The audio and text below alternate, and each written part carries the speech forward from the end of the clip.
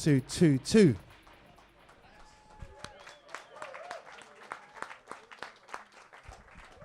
Wow.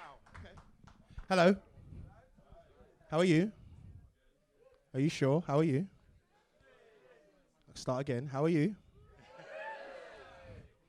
That's all right then. Welcome to CDR, a rather special, super special CDR session. Here with one of the best producers in London right about now. And really honoured for him to share what isn't even out yet. It's coming out next week. Give it up for Hector Plimmer, people. Hello. Thanks for having me. Yeah. Pleasure, man. It's the pleasure's ours. And so just to give you a bit of background, I've known Hector for a while now. Heard a lot of his early demos during CDR when we were at Plastic, and it's been really great to see his development over the years, him and his kin Wulu et al. And it's actually super exciting and a privilege to hear all of it come together in this album. Thank you. So before we dig deep and listen to all of it, yeah, every snare drum, every reverb tail, let's talk a little bit about the need to actually make an album. Particularly in these times, and obviously people make albums, but it seems to me that a lot of people really focus on the EP for Insta. Do you know what I mean? Or that one or that 3-track EP for things need to be about short bursts rather than long players. So why did you decide to take that route? I haven't really done any of the short ones. I think it just kind of made sense to do just aim for another long one. Mm-hmm. It felt kind of weird when I was approaching it, because I was just like, the last one was just like a collection of tracks that I'd made over time, and then this one was like, right, I've got to just make it. I've got to make it now, and like I was like, what does it need to be? Like, does it need to have some kind of message? And it kind of stunted me for a long time. And yeah, I spent a long time just trying and failing and being like, making stuff that just felt forced. And eventually I kind of just tried to take the approach with the last album that I didn't even know I was taking at that time, which was just to try and make some music and see if it fitted together in like a album shaped thing at the end of it. So try and make it a kind of subconscious thing rather than conscious thing. Right? Yeah, because every time I sat down to try and do it, it was just like I was just forcing it, and it didn't feel right, and I can't. Yeah, it doesn't work for me. I can't really. I was kind of like, because the last one did better than we expected, so I was kind of just caught up on a lot of expectations, and I don't know, stuff that you shouldn't really be thinking about when you're making music. Sure. So you're giving yourself a little bit too much pressure there. Yeah. And yeah, I mean the label have been really good and just given me the time to just be a hermit and work on stuff. And yeah, it all came together. It's all kind of different. There's a lot of different vibes on there, but once it was kind of together, it was like, okay, this kind of works. So let's talk about the track that really, before obviously we'll listen to it, but what was the track that really kind of said, like, what, I'm onto something here, rather than this kind of, pissing around, not quite working out. What's the one that's kind of, okay, this is some element of pissing around. Standard. Do you know what? There was one day when I'd been trying for like months to pin down working with Maxwell Owen, and at the last CDR I finally nailed him down and got a date, and then we arranged a date, and I was like, right, text him the day before, like, when do you want to meet up? Heard nothing. Tried calling him the day of we were meant to meet up. Nothing. And then he texted me at like 5. He was like, yo man, sorry, I was in the studio all night last night. I've just woken up. But like in that time, I just kind of got on with it and like made 2 tracks. And I think those were the two two starting So, points. so that was an immediate reaction to being let down. Yeah, I just wanted to work on some Okay, music. cool. Okay. We did eventually hook up and work. It's not on the album, but and I haven't been able to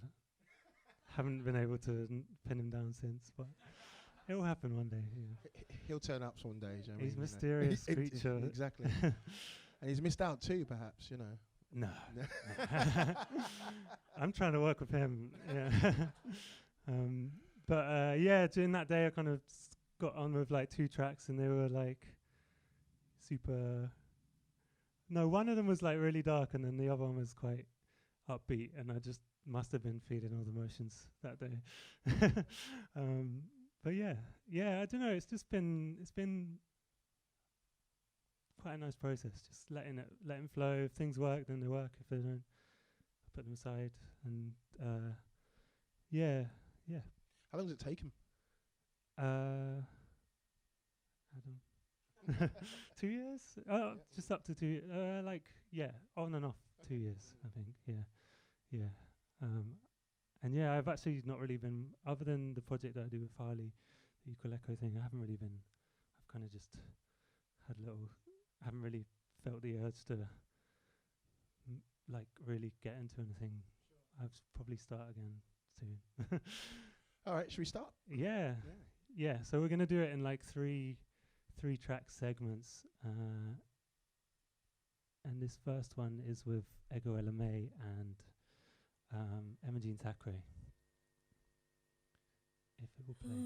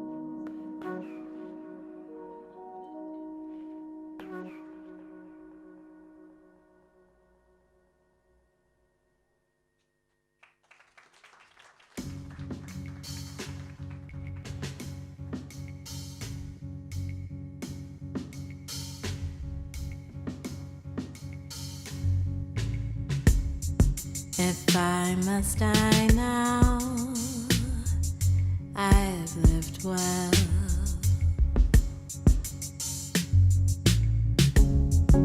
Each Each moment let me heal. Then I fell.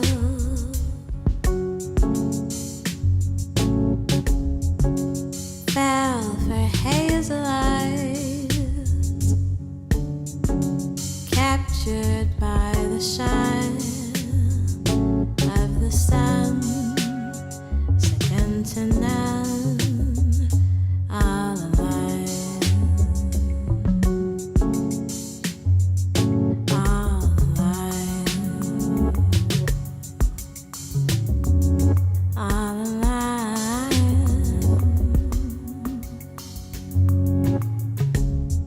Since I must go on, give me you.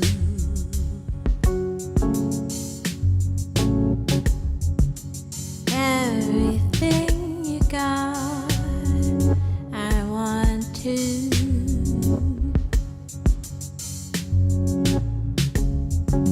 As we recite Neruda, Sonnet 70, like a daily prayer, we're to agree. All alive, all alive, all alive, all alive.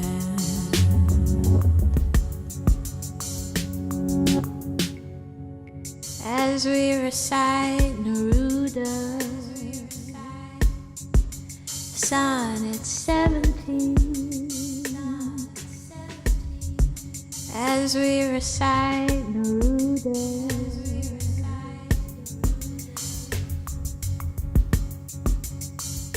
all alive, all alive, all alive. All alive.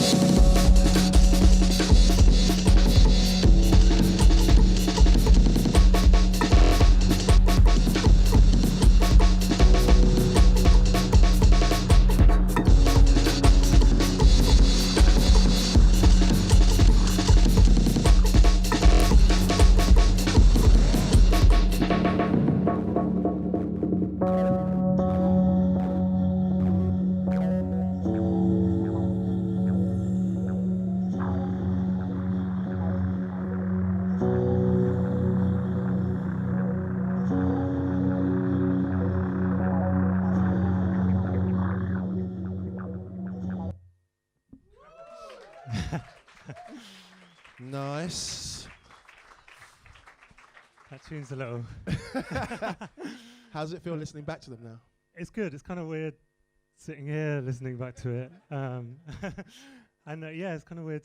Yeah, when that bass kicks in, it's like, Big shout out to Corsica, man. Sound system's awesome. Give it out to Corsica, man. Yeah, I kind of wish I was sitting there. Amazing system, man. Amazing. Yeah, this is kind of the closest thing to plastic people, that CDR kind of thing. Yeah, so I thought I'd show you a little bit about that last track, because it's got a few bits and bobs. Sure. Before we do that, though. Yeah. So So first track, a really fitting beginning. Tell us about how you approached writing that, because obviously in terms of the track is pretty much Ella and right. You know what I mean? And Yeah. were you just sitting back and letting them do their thing? Well, so I got this little guitar pedal called a Capistan, and it's like a tape delay simulator type thing, but it's got like a loop function. So I had been kind of just there's another track on that you'll hear in a bit where I'd kind of just been experimenting with the loop function, because you can like double the thing, and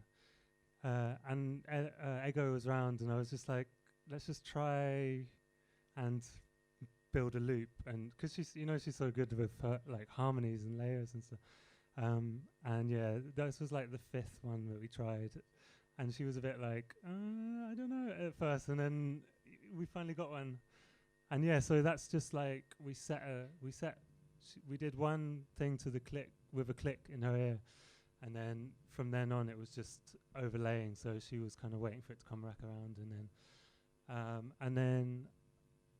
then after that I kind of wanted something else on there, and I thought Emma would be cool, and at first I was kind of like wanted her to do stuff alongside the vocal, like following the vocal, but she was like, there's some notes that I just can't do on the trumpet, and then I learned that so you can't do some notes on range, yeah, sure. Yeah. Range, yeah, sure. So she was just like, let me just solo over it, and she did, and then I added my little fake vibraphone 2 notes, but distinctive vibraphone. So yeah, I just kind of, yeah, that one's actually called Next to Nothing. That's the track. So I kind of had next to no musical input to it, I guess. Which I only really realised, I think, yeah, my girlfriend told me after, it's like, yeah, you kind of did next to nothing on that track, but yeah, I think I... But those 2 notes make it, those two. Do you know what? It's all about the 2 notes, they do for me. And then, yeah, Emma kind of follows that towards the end. She does the little, like, pips. Yeah, and then the second track was the first one I did with Ego. And I didn't know. I was kind of I didn't know. I knew Ego, obviously, we were like friends and stuff, but like I'd never worked with her. And so I just kind of sat there, and she sat behind me, and I was just seeing what came out. And then every now and then I'd look back, and she'd be like, yeah, it's cool. And then eventually I looked back, and she was like, yeah, I've got all my lyrics. And yeah, we just recorded it like a demo, like a guide. And then she was like, oh, I'm going to record it properly at home. And we just went with the guide vocal in the end, because there was just the feeling that there's something in there, sure. Yeah, and it's like there's something in her voice. It's got such a like dusty, I don't know, it's just like a lovely, like her tone is beautiful. Yeah, sounding awesome. And in terms of the, I liked your use of, celebrating the Roland drum machine, drum there with a bit of 808 drums, but underpinned with CR78 there. It's quite a nice vibe going on there. Yeah, I mean, there's a lot less kind of organic drum sounds in this one. I don't know why. It's just what I was feeling. And there are elements, but yeah, I don't know. I kind of this is what kind of caught me up initially. It was like I kind of wanted to try and make some stuff that could be possible in a dance floor setting, whatever. And so I started making tunes, and they were just sounding like kind of attempts tunes. to make it. Sure. And then slowly kind of just found my own feet in it. It's funny because I guess the great thing about an album is that you can you know, you can take those risks. Do you know what I mean? Because it's about a body of work. So, you know, on one hand, we're obviously under pressure to make dance floor smashes because that's where a lot of people get their attention in terms of, you know, dance floor and stuff. But equally, there is this whole other space where you can, you know, explore, you know, music ideas and almost like, you know, tease people, which you clearly did on the third track. You know. Yeah, I mean, I really wanted to do some like like the first track, and there's a couple of little just like interlude bits that I really like the idea of, like just not committing to a whole tune and just making like a nice snippet. And then the third one, it's just kind of, I just got that initial like brooding thing, and then I just wanted to keep seeing how far I could push it. And obviously, you just got to go with the amen break. But you used it in a really clever way. I mean, because you know, you used it in a kind of footwork, you know, very footwork inspired programming. Do you know what I mean? But you've used amen in a. Yeah, I didn't just want to like. Yeah, give straight up jungle. But it's weird. This one kind of goes back to like some of the stuff that I used to be well into, like more kind of breakcore side, like Planet Moo and Aphex and stuff. So that kind of just appeared out of nowhere, and it's like, you know what, I'm just gonna do it. It's like it could be cheesy, but but you obviously you haven't just stuck a one bar loop in there for 5 minutes. Yeah, you've clearly done some you've done a little bit of work in I did a lot of programming side of things. Just a little bit. Spent a little bit of time on that, didn't you? Yeah, I kind of went in on the amen break, just because with the cowbells, because they're kind of going like kind of footwork kind of program, yeah. And a lot of the time it didn't really work on the.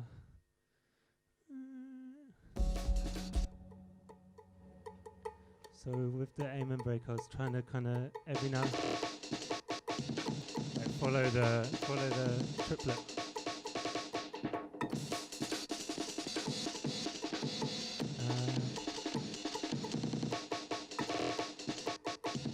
Yeah, because otherwise it was kind of just clashing with, kind of the rhythms were sounding a bit weird. I just fully sliced it. You went in, man. Yeah. I kind of just like, just chopped it up. And then also, there's some really awkward, weird hums. Actually, there's something quite nice in here.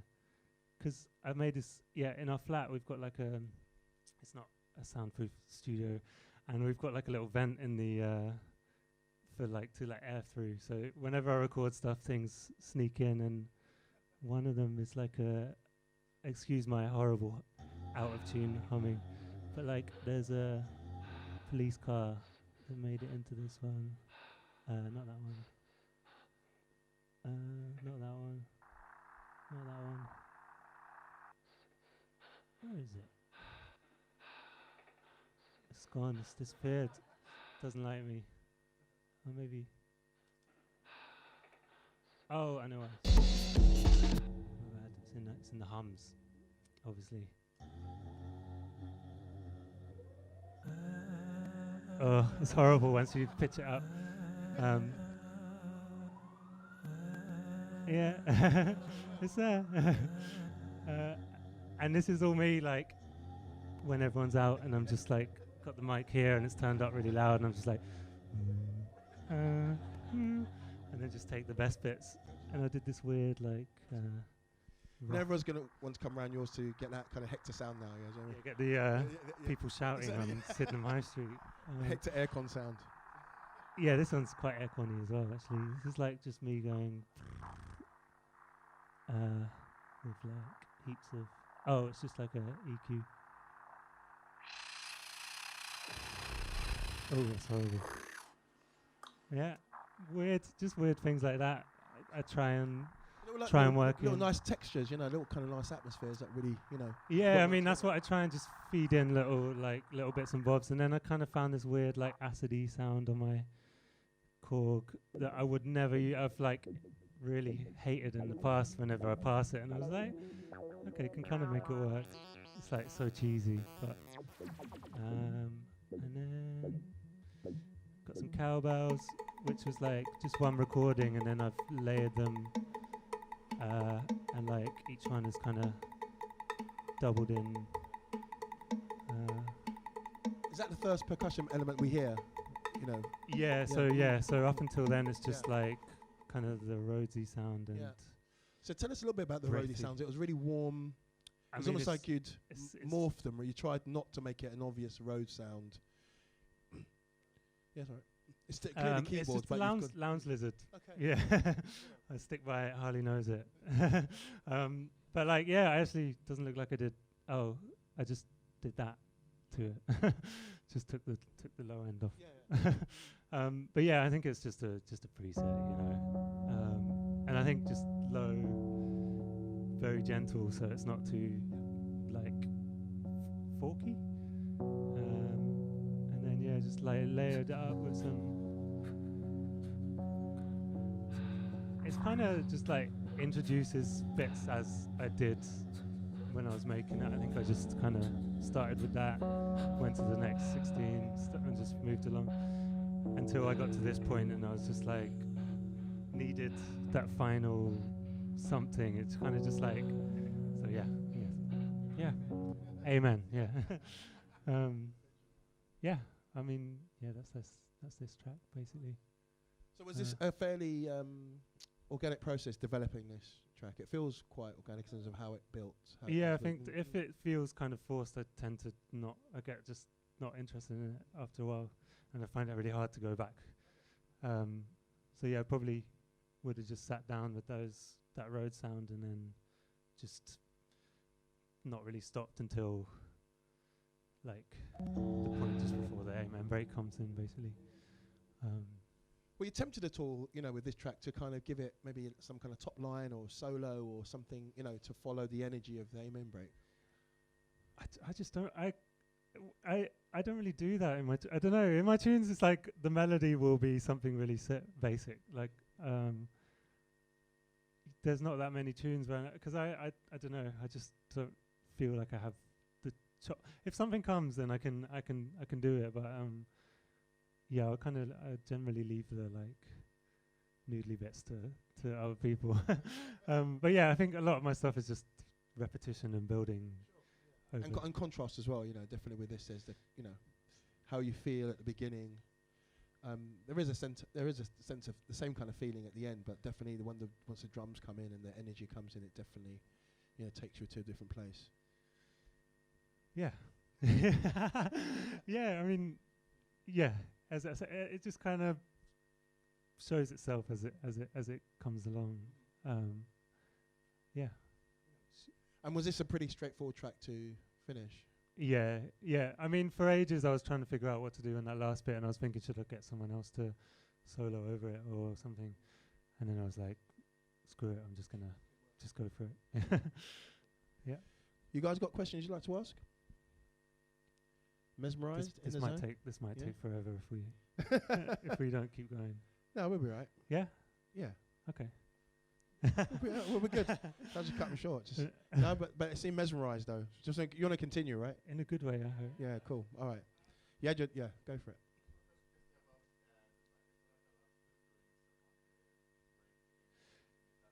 it.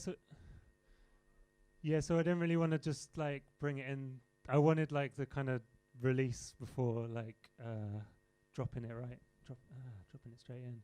So I kind of in this point I just automated the fill to, this is nerd talk now. Yeah, so it's kind of just stays kind of low up until the point that it like drops. For a little while. And then comes back up.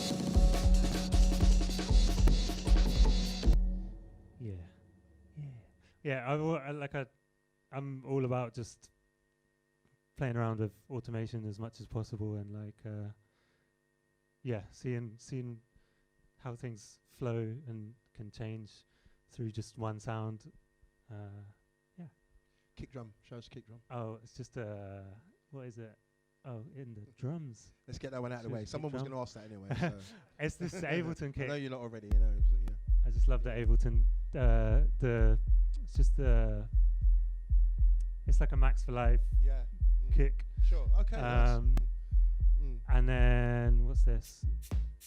Just another smaller one underneath. I think this was like a. Oh no, I just built this out of samples. So a lot of layering going on with the kick drum as well. Yeah, I normally put one that's a bit more like airy, and then just whack that underneath for the weight, and then just drum bus. Yeah, and no EQ. Standard. No EQ, nothing. Just drum bus. I mean, it kind of EQs it a bit, but this was like a. I was like, because I always struggled just getting stuff like. No, they really smash it with drum bus. Proper It really cheating, solves a lot of problems. No, it solves a lot of problems, man. No, it's great. That would have been like 5 plugins worth of technology right there. That's but it. stick it on, sorted, transient, some bit geniuses. sub, done. Yeah, it's great. Yeah, and it's pretty basic, like just drums wise. This one, other than all that crap.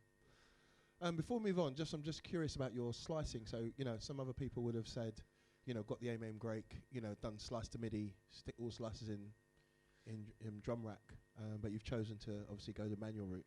I think I just enjoy to put myself through it. But it was also, like the, what's going on? It was also the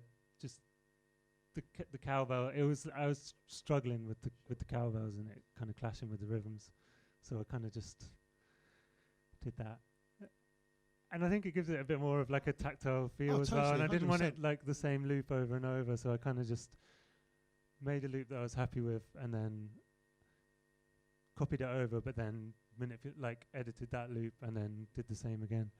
And just had to have those kind of triplets every now and then. It really works really well. Nice one. Thank you. Thank you, man. Should we move on? Yeah. What's next? So this is the track with Andrew, who I actually think I met. I was thinking about it today. I think I met him at CDR at Plastic People, and today I was looking in one of my planning chest drawers, and I got the card that he gave me on that day when I met him. It said Ghanaian Planetarium, Andrew Ashong. Anyway, we got that one, a little kind of interlude-y bit, and then a track with Pi Collective. So it's the 2 singles that have come out already.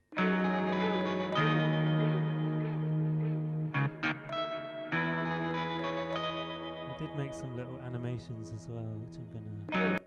Oh! That's wrong. Oh no, that's the old album. Been there, done that, mate.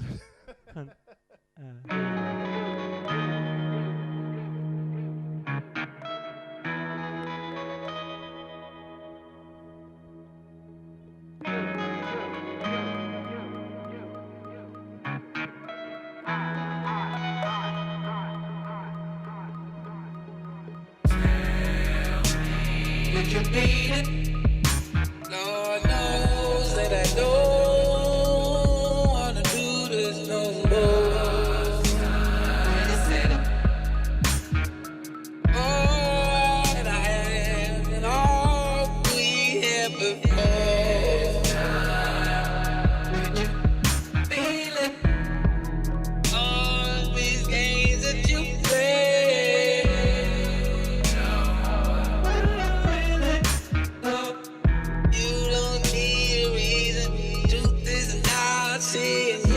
Acting like somebody else, maybe you're somebody else.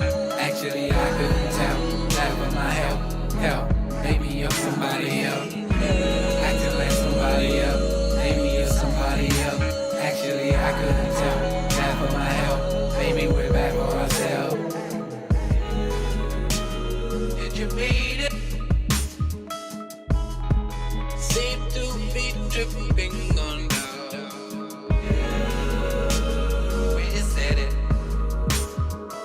Taking some time just to figure it out. Are you still cold from the cold of your hair?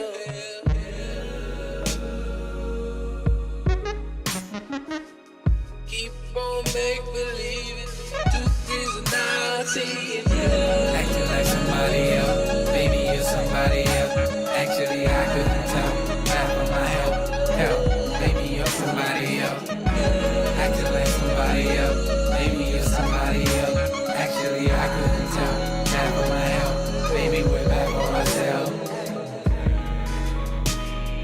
Only love, but so much hate in your heart. I guess you show me your colors again. Feel it, or just imagine this tragedy real.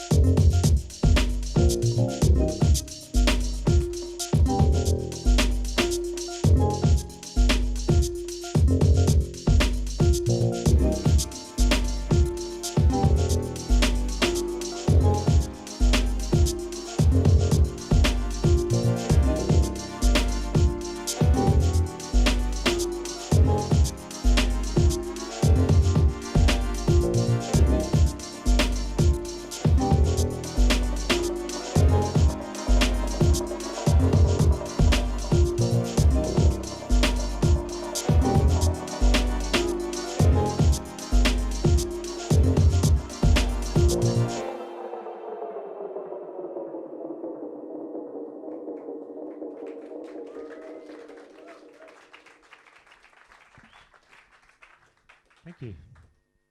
Yeah. Yeah. I'm kind of speechless right now. Obviously, we're going to break the Andrew track down. Yeah, I just want to. Yeah, sorry. Go for it. No, go for it. I've got some questions, but you go for it first. Yeah. Yeah. Okay. Cool. Yeah. So this track, I wanted some kind of vocalist on it, and I was kind of thinking like, I don't know, some kind of rap, like Cordial Radical, Little Sims kind of vibe, and just couldn't find it. I was like racking my brains, and then Andrew's girlfriend basically gave us a lift home from Ghost Notes one night, and I was like, can you recommend anyone? Do you know anyone? And then I played him the tune. He was just like, send it to me. And basically this is what I sent to him, which was just like kind of like the bare bones. And then, I mean, we basically had to go to his. He invited me round like a week or two later, and he had just added like there's like 100 new channels of just like little vocal bits, little bits and bobs. We condensed it down to these plus the vocals, and he kind of. But I just wanted to show like what he added is like a tune in itself. Like his.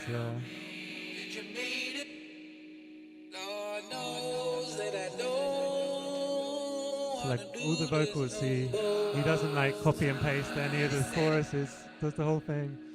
Does it,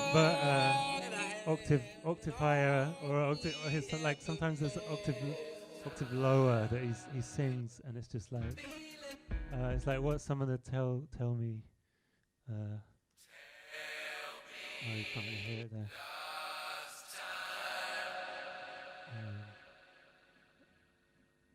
Anyway, and then he kind of added all these like twinkly bits, like plucky bits, and then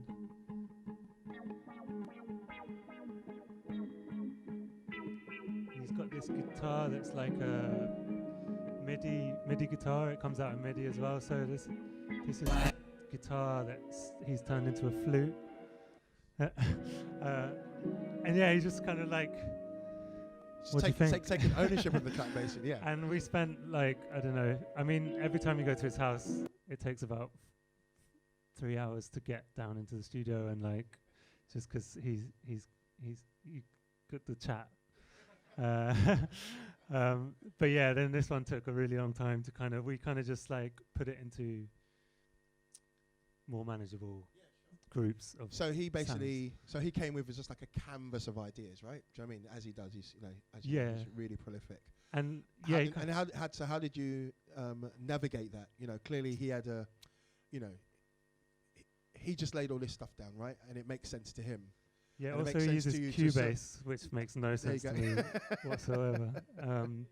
Yeah, Cubase. For some. And we just kind of, it was more like a term in terms of like arranging stuff in their kind of sonic areas, and then he sent me all the vocals, just 'cause it was too mad. I don't know. He's just like, he just holed up in his basement, in his Andrew bubble. No. So was there a negotiation there? You know, 'cause I'm obviously he has has a vision for what he laid down, right? You know, and I guess in some respects you respect that, of course. Yeah. But you also are interested in form and making sense of it from an arrangement point of view. So how did you navigate that? Yeah, I mean, basically, I had the arrangement didn't change from what I sent to him. I basically made the track and then was like, I kind of just thought he'd put some vocals on it. And then he just went mad, which I'm really grateful for. I mean, it's mental. But I was going to say something. I've forgotten it. It's gone from my head. He was just like, I want it to be epic. So I think he managed. I think I think we agree, right? Yeah. It's probably the most epic. It's quite an epic one. Yeah, no, it's amazing. It's amazing. I was curious about the the vocal sound for this is different to say the Ego track.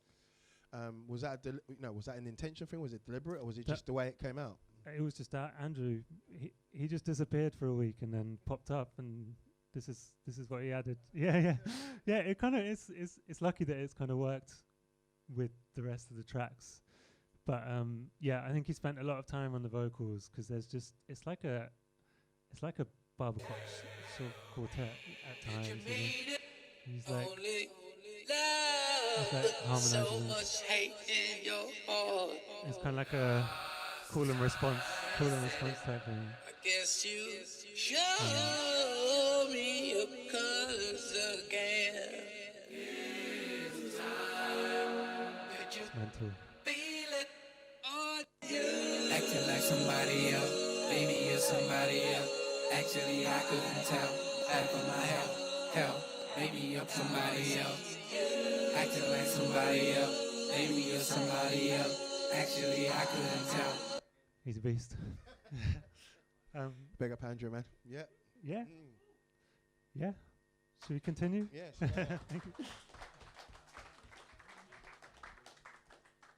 Okay, so the next three, there's another kind of... Actually, before we jump to just very quickly on the two. So the second track felt kind of pedal business capstan. Yeah, so that was my first... You rinsed it on that, yeah. That was like my first... actually, I made that when I first got it. I was like, tape delay, everything. But yeah, that was my first kind of experiment with the looper. And after that, Ego came around and we tried that. But yeah, it's cool because you can kind of double the speed and half the speed. Yeah.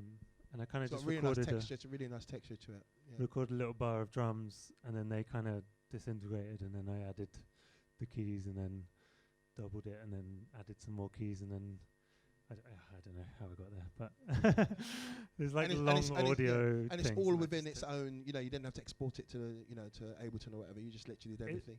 I mean, I recorded it as I went, so it's just a one track. Yeah. Saves on the mixing's easy. Just it is what it is. It is what it is, which is what most of my music is. To be fair, I'm just like push some buttons and see what comes out. And we'll talk more about when we listen to this batch. It'd be good to kind of get your thoughts on the kind of mixing process.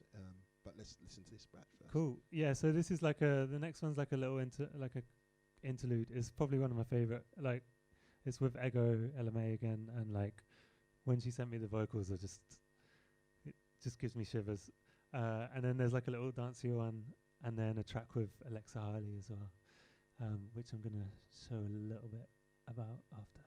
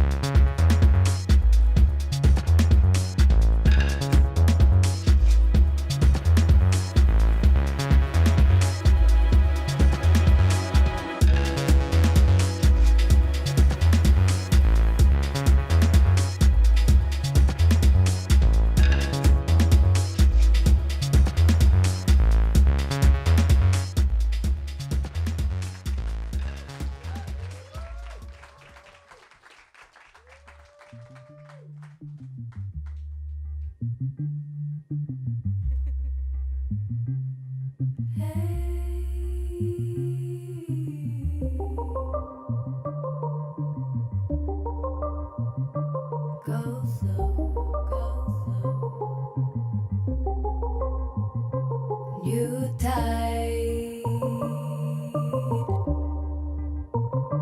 go slow. Take me away from this place,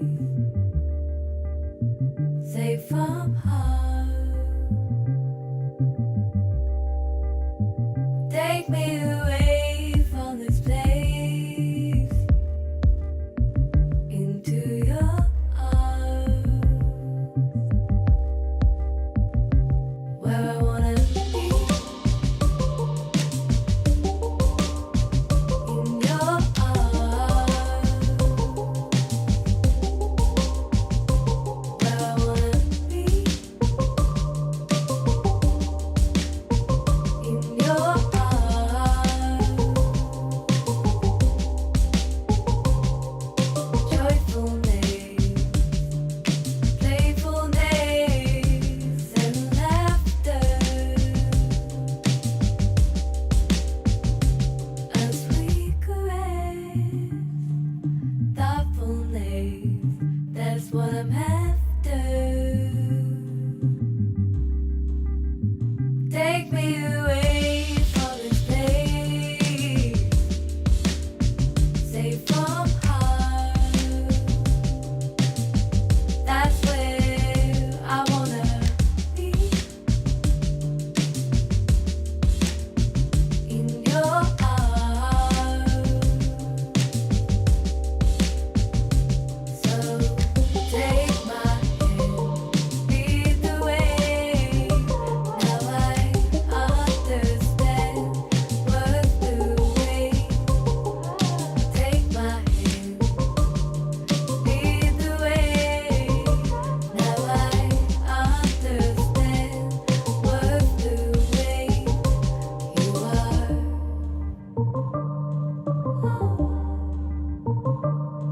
what's the way. Joyfulness, playfulness, and laughter. As we caress, thoughtfulness, that's what I'm after. You take me away from this place, safe from harm. That's where I wanna be. In your arms, that's where I wanna be.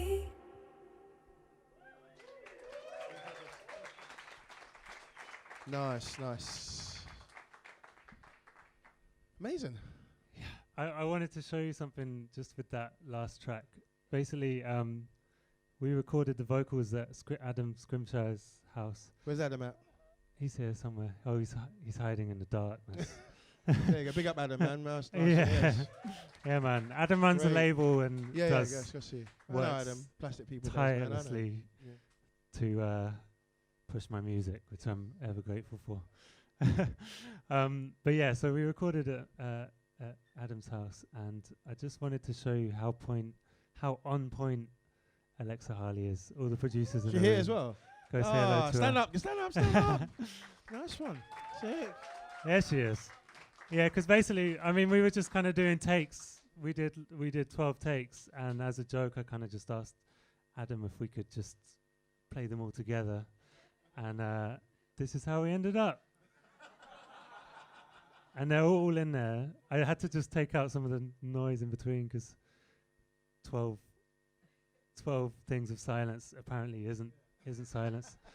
It's not quite in key, is it? So But yeah, it's pretty mad. 'cause no, it sounds really beautiful. oh, it's kind of cracking, but Thoughtfulness, can't handle all the that's what channels. I'm after. But then you get some mental, like Take weird, me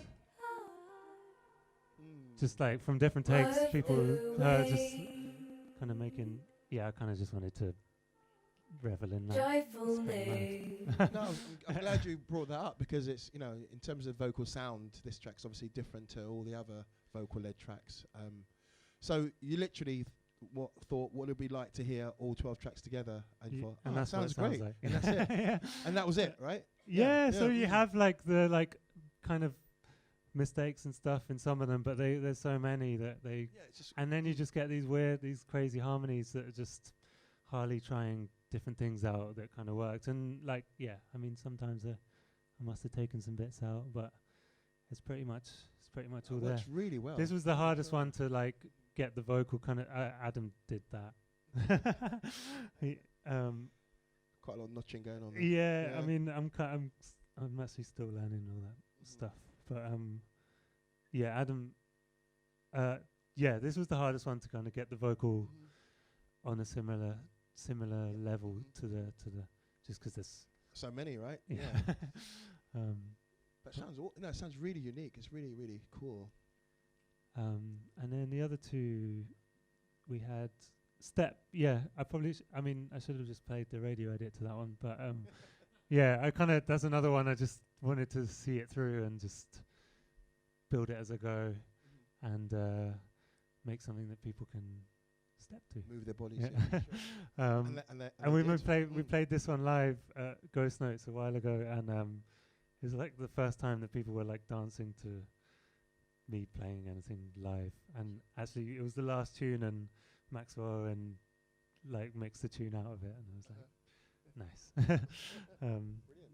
Yeah, and then Before the Sun. I mean, it's just like the one with Ego is just like heartbreaking. I don't know what it is. Well, I do. It's just so melancholy. Like.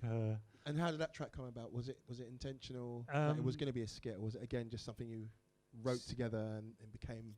I mean, I made the instrumental on my own, and then when she came on again, and we were just like throwing ideas around, and then I just sent her home with a bunch of stuff, and she was like, "Send me that one."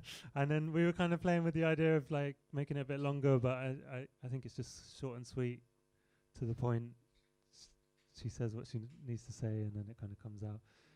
And that must have been another one where I got the Capistan, because it's literally on everything. It's almost too much, but no, it's not. You can never have too much. never have too much tape there, or guises of it. It feels, listening to the album, it feels a really relaxed affair. In terms of, particularly with the collaborations, because collaborations, as you can imagine, can be quite challenging at times when you're dealing with your creative vision and your collaborators' creative vision. How did you navigate with that with this album? It feels pretty easygoing from the way you're talking about it. Yeah, I mean, it's basically just been the same approach to how I make it myself. We just kind of hang out and see what comes of it. Like with that track Stack, with Pi Collective.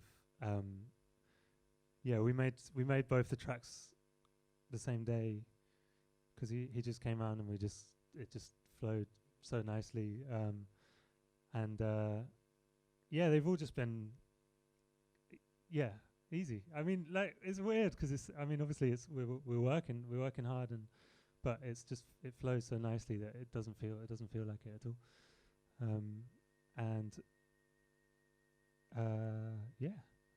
I mean, in the next three, there's a track with Pi Collective as well, where he was telling me about a thing that coders do, where they set a timer for 2 minutes, and then one person does something, and then when the 2 minutes is up, you have to step back and somebody else. Almost like a relay race kind of thing. Yeah, so sure, we made this track with that. Well, it's like the last one in the next set of three. The second one in the next set of three. We just did 2 minute intervals, and then just free range. It's just trust. I mean, everybody that I work with, I trust, and But there's also openness on your part, which is great. I think you've got to, because essentially it's your album, right? It's your, it's your vision, but you're very open to who you're working with, and as you said, trust their artistic output. Yeah, I mean, I've been kind of lucky enough that nothing's come about, and I've been like, I don't like that. and I don't like sending stuff back and forth. So when we're in the moment, it's kind of a lot easier to be like, let's try something else, or like, and vice versa. You know, that's what it's all about. But yeah, it's just been easy going. Yeah, just kind of sit down and make some tunes. Yeah. Let's go for the next batch. Cool. So yeah, this one's like another brooding one.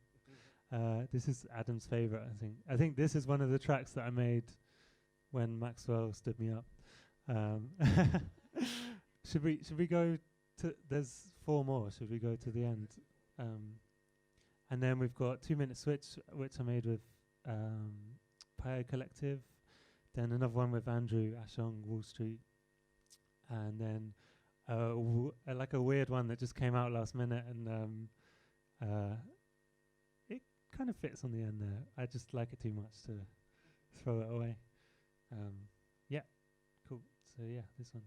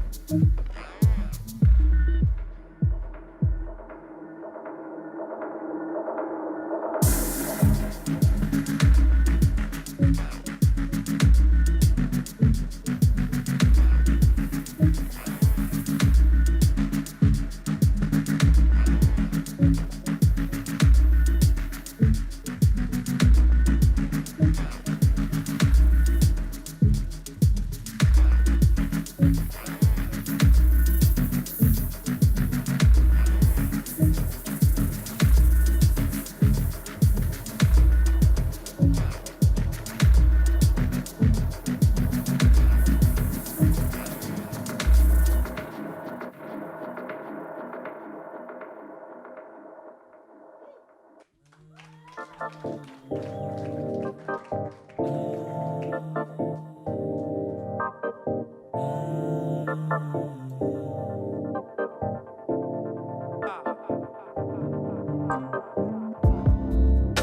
up Wall Street, fighting up your street.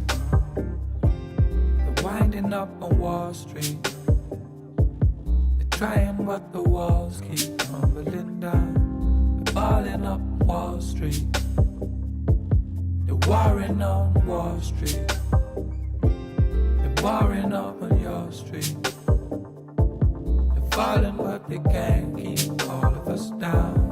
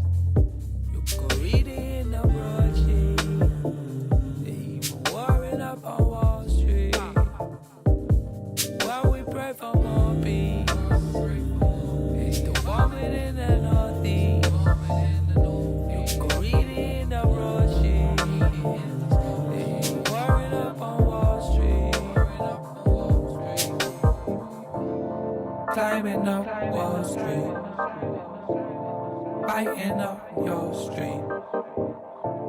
They're winding up on Wall Street. They're trying, but the walls keep tumbling down. They're falling up Wall Street. They're warring on Wall Street. Warring up on Wall Street. Falling, but they can't keep all of us down.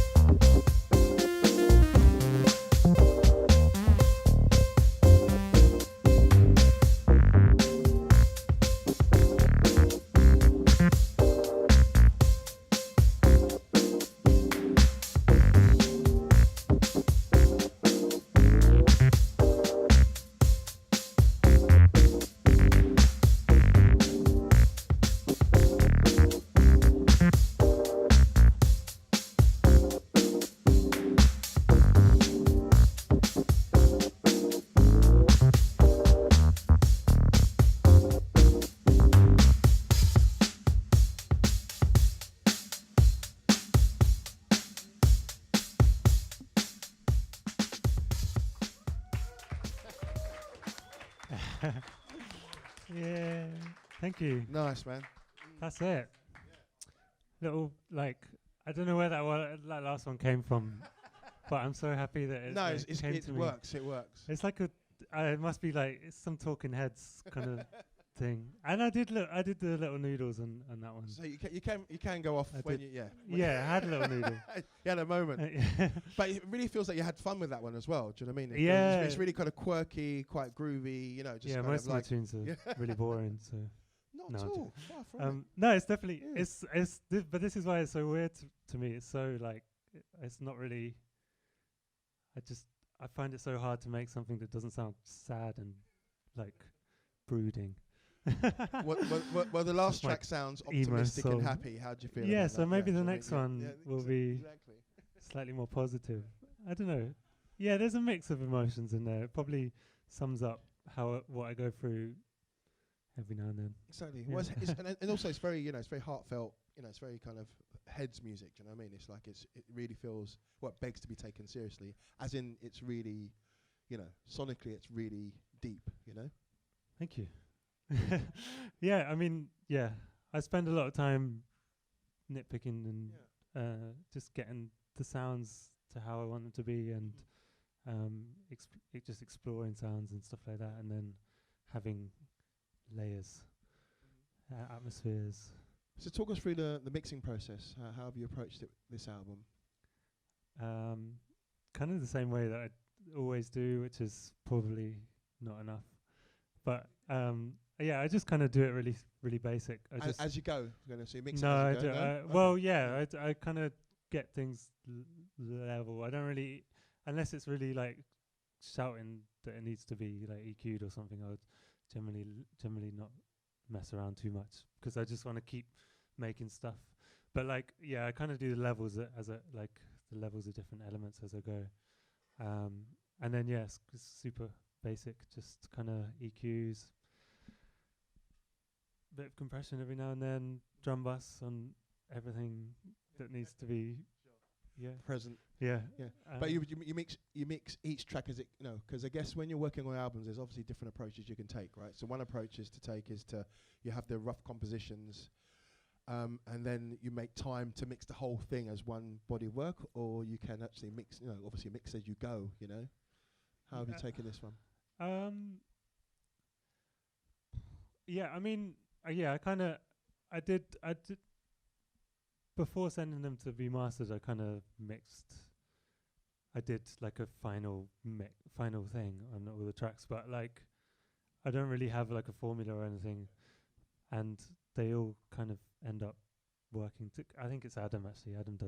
Adam masters the tracks, and it's really helpful because he sends me them back and things pop out, and I'm like, okay, I need to change it. So the one with Harley we mastered 3 times. Same with the one with Andrew. But sometimes I just basic and don't, because it's all in the box, right? You do everything in a box. Yeah. On that laptop, literally, right? I mean, I have a few simps and bits and bobs, but you just record them in. But in mixing terms of the mixing is all in the box. Okay. Yeah, it's Ableton Essentials. That's great. Yeah. Sounds awesome. Sounds really fat and Thank you. deep. And Thank you deep, for letting me share it Thank today. You. Thank you. It's out next Friday, by the way, everyone, on digital. Yeah. And so physical will come a bit later on. Exactly. So before I see if they've got a couple of questions, how do you talk us through the kind of running order? I mean, it sounds really cohesive, especially listening to it for the first time. But is there a lot of thought that goes into actually, how you're? Yeah, I mean, I did an initial order, and I just had that on my headphones for a long time, and I couldn't really get out of it. And then I sent it to the guys from the label, and Adam man, he kind of put it into more of this order, which makes a bit. I did it kind of like a mix, so I kind of just started slow and went fast. But I mean, it was so there's obviously so many different kind of vibes on there, and so it's kind of a miracle that it does all work together, but it does. I think it does. Your output, man. Fantastic. Yeah. Brilliant. Guys, you got a question you'd like to ask? Or thoughts? A question at the back there. You might have to just shout it out a little bit. Yeah. Yeah.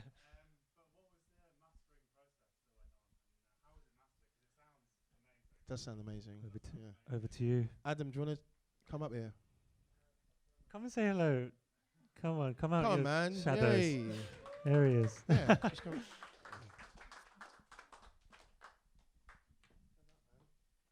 Adam Scrimshire. Also, he released an album about a month ago, and yes, this is my record of the year. You got to go and check it out. Mate, I'm not just saying it. Yours is. I know I'm biased, but I'm not just saying it. Scrimshire. The mastering, though, on Hector's beautiful album is mostly done. I'm using UA actually. I'm using an Apollo, so I'm mastering with that mostly. In the past, we've used some real tape, 1/4 inch, but I didn't have access this time round. So mostly, in some cases, I'm actually running through like a preamp or something first to get a little bit of extra energy in there, or a particular thing. I might work through one particular preamp just to give it a little extra colour, and then there's normally some kind of tape emulation in there at some point. But I try to keep as few elements as possible. I don't try to squash too hard. I like to leave the dynamics, and Hector's got a lot of dynamic in his music. So I think for me, the mastering really is doing as little as possible with a lot of our music. We do a lot of jazz on the label as well, and I just feel like I really trust the people, the artists, and their mixing. And we try to feed back and get to that point where the mix is where we want it to be. And part of the, as Hector said, some of the mastering process is about that really. So yeah, I run it through a preamp, maybe through a Manley massive passive, 1 or 2 compressors like the LA2, just for very delicate little things, just to deal with peaks. And then in the odd case where we've got some bass build up, we'll go in and be a bit more surgical with it. But honestly, nothing much more clever than that really. I just try and keep it as simple as possible. And that tune with the break, the Amen break towards the beginning, you kind of just bumped it up a few. Actually, yeah. I mastered that as almost as 2 separate tracks in a way, because thankfully Hector was okay with this. I felt that he'd maybe been slightly polite with the second section when the breaks come, so I literally cut it and slammed that section. I'm thankful for it. Yeah, it sounds good.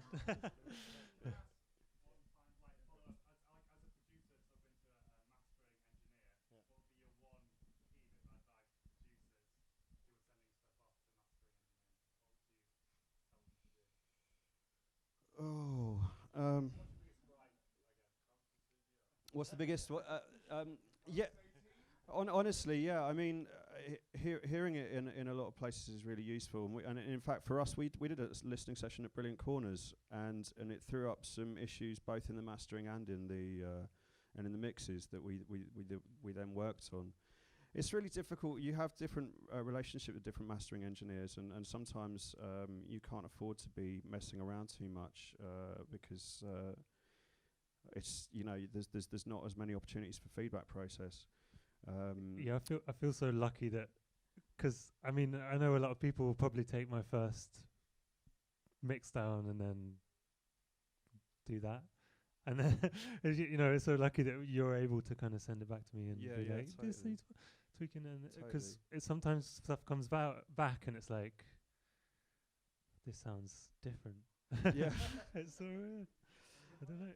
No, sometimes things just pop out, and it's like it wasn't popping out before, but through the process, it's suddenly like. I think there's 2 things that I think if it's an album like this, I think it's really, really helpful, and you touched on this as well.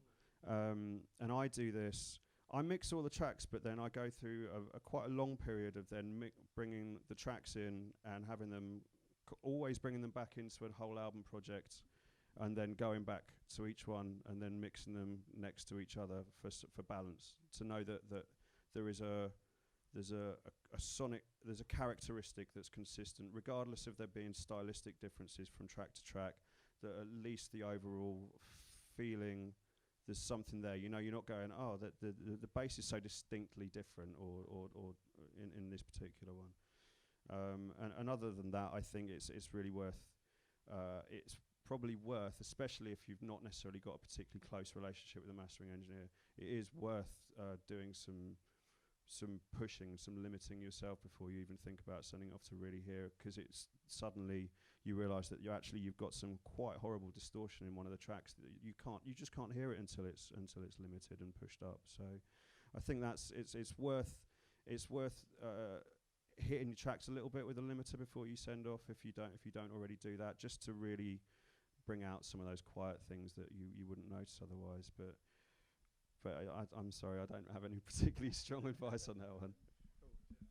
Yeah, that's one other thing. So just instantly, is mastering your background? No. I was going to say, because I know you as a producer and a DJ. Yeah. So why did you feel the need to, go down the mastering route? We wanted to get the masters that we wanted, the way we wanted them to sound, and also because we were feeling out our way with the label as well. We had a dream of doing as much in-house as possible, really. There's a definite financial benefit to doing that, but we kind of had a vision of how we wanted our records to sound, and so we started. Also, that getting into that mastering process really informs our mixes, and so learning more about mastering, learning more about how the sounds start to emerge when you start to push and toy with this stereo, really gives you a huge amount of information about how you're actually approaching your mixes in the first instance, and getting them to that point that when you get them to the mastering engineer, they've got a little less work to do potentially. No, I find it well on for that, because for a lot of people, mastering is obviously of a scary art. It's the kind of the last domain, right? But what's super cool is that because obviously it's your label and you're the mastering engineer, you've almost got almost like a collaborative relationship. You have the confidence in taking the track to a good place, and just before the final frontier, you can obviously report back. You can obviously refine the mixes. Yeah, I mean, I went and to you've got Adam's. this kind of really interesting, kind of like ping pong, really constructive ping ponging between you two. Just before we kind of, actually after the Brilliant Corners thing, I went to Adam's, and we kind of just sat down and just went through it one final time and kind of. With somebody else, you essentially mixed it on your Mac there with me, and then passed it back to me again. And then we mastered it, and then we took it back out, and we did a little bit more mixing. Yeah, we did two versions. One with a louder. Yeah, I don't know. Yeah. No, that's it. Adam, thanks so much, man. It's amazing. You really sound cool. Wicked. There was a question over here somewhere. Yeah, go for it.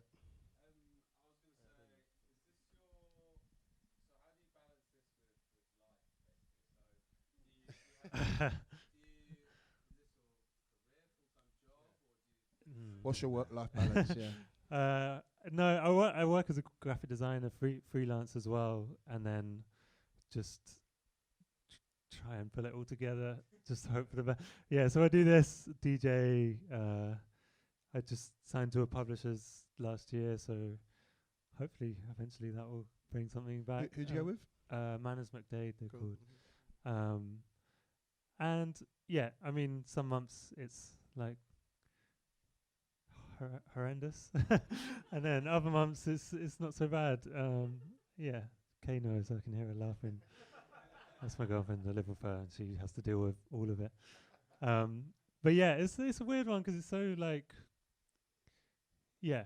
tying it in with life, and being able to find time to make music and stuff, and dealing with creative blocks and stuff like that is all just part of it, and can get really intense a lot of the time. But I kind of just sticking with it, and I feel like I just you just got to keep positive and have people that support you. Yeah. My mum's here as well. She where's mum? me. Hey. Yeah. Hey. I think that's the first time she's heard it properly as well. But you know, Kid, yeah. it's like Mummy Plimmer's in support the network. house. Sick. Yeah. Nice one. Good to meet you. So we have you to thank. It's The fantastic. drums at her house. Yeah. Enough said on that one. Yeah, exactly. Yeah. Nice one. The question over here. Hi, Helen. Hey.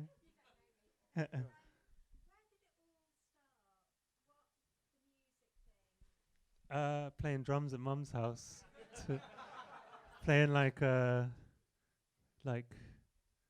Hot Chili Peppers and Jimi Hendrix and like Nirvana and stuff like that, and then just starting to kind of do a little bit of music production at secondary school, and then kind of getting more into club scene and like dubstep and stuff like that, and then kind of bringing the drums back again and just listening to loads of music and exploring stuff and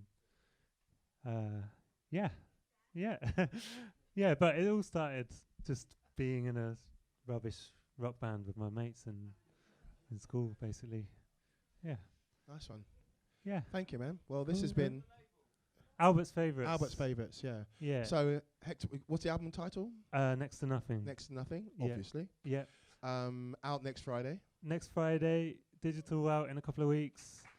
Oh, thank you guys. I'm so happy that I could share it with you guys. I've been like holding on to it impatiently. And then we're doing a launch party a month after the launch on the 22nd of November at Peckham Audio. Please buy tickets and come, because we're doing it all with the label and we need to sell tickets. Nice one. Exactly. Hector, thank you so much, Thank man. you, It's been man. Thanks very much. Thanks, man.